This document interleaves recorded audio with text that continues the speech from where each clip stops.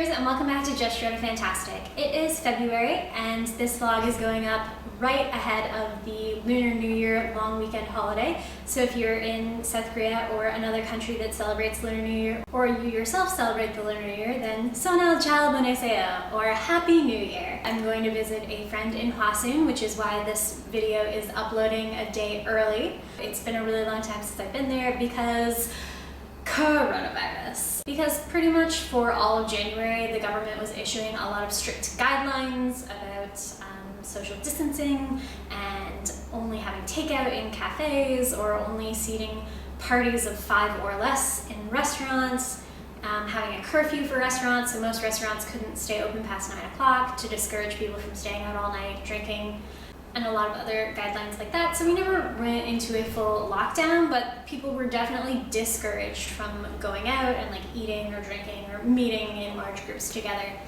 People were hoping that for February the government would lift those restrictions, but they have not. As far as I know, we still have to maintain the social distancing. Party numbers are still limited. Places like health clubs and noraegangs are like still closed.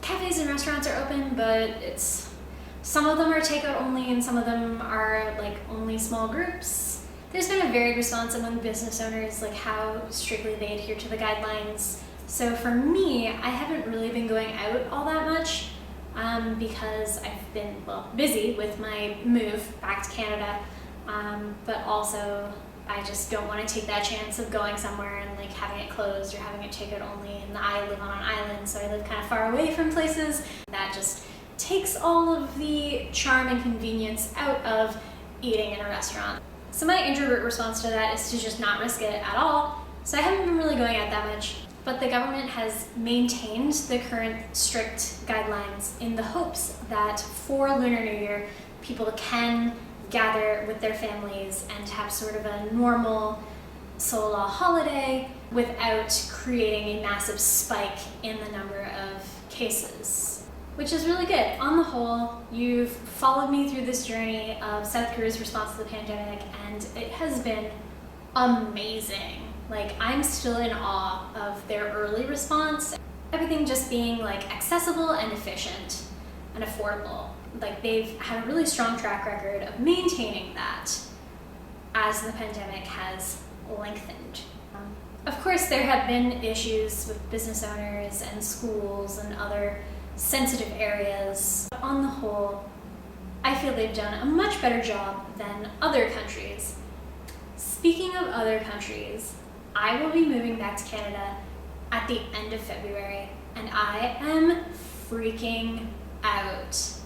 Just repatriating in and of itself is a really stressful and expensive endeavor, but repatriating during a pandemic is like 100 times more expensive and stressful. Not only do I have to get a COVID test 72 hours before my departure to Canada to even be able to board my flight, and hoping my flight is not canceled. I also, if you've heard the news, may have to pay Canada $2,000 to get a arrival COVID-19 test to prove that I don't have COVID-19, and stay in a government-approved hotel for a 3-day mandatory quarantine to wait for those test results to come back. And to be clear, because I've seen a lot of chatter about this on the Facebook group, I am not opposed to these measures in principle. I think it's good that Canada is stepping up and trying to keep their population safe by having people coming into the country get a COVID test and to have a stricter quarantine while they wait for the results.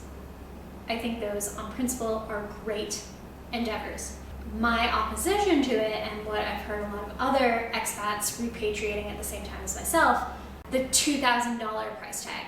I can get that pre-departure COVID test here in Korea for less than $100. I mean, the test itself is like $12. And then getting the certificate, which will allow me to board my flight, is like $50 or $60. to be told that upon arrival in Canada, I have to take a second test and then pay $2,000 to stay in a hotel for 3 days to wait for the test results. That's absurd. As far as I know, South Korea does not have any cases of the new strains, so knock on wood, we don't get any of those in the next month or ever. But this new ruling seems to target people who are flying to the Caribbean or to Mexico, like places closer to South America where they have had cases of that new strain. And this seems to be aimed at them as a punishment for people who choose to go on vacation and possibly risk exposure of the general Canadian population to these new strains. I think that, as in Korea, people who want to leave the country should have to apply and say why they're traveling, and if it is deemed essential, then yes, they can go and then come back, and they can do the 3-day quarantine, but maybe drop the price tag, and maybe having to get your travel plan approved as essential, maybe that would deter all of these people who are just going on vacation or traveling non-essentially. I'm not saying I wasn't going to quarantine. I'm already prepared to get that pre-departure COVID-19 negative test and to self-isolate and quarantine in the RV outside in March in Canada. I was already prepared to spend 2 weeks in isolation in the mobile home in my parents' backyard. Not going anywhere, not seeing anyone, wearing a mask when it was necessary to go inside the cottage to use the bathroom, get some food. I was totally prepared for that. I still am prepared for that. So what myself and other expats repatriating are hoping to do is to get exemptions to this or to get a lower price tag. I mean, it's still early days, it was just announced, but a lot of people I've talked to are just so upset. It's just, ugh. I've spent the better part of the last decade living in another country and being made to feel that I'm not a citizen. And so making the decision to go back to Canada and to actually settle in Canada and to enter my full Canadian citizenship, I was yes, I will be in the country of my birth, I will belong, I will understand everything, the government will treat me as a citizen with all the rights and responsibilities that entails, and then to get slapped with this upon returning to Canada, it doesn't feel great. This is just another blow, and it's really upsetting. But as with all the obstacles I've encountered with this last year and all the years leading up to it, it is not insurmountable, and things are slowly but surely moving forward, and little by little I am feeling a lot less stressed about moving back to Canada. I do not know what the future holds, but I do know that the only thing I can control is my own reaction to it.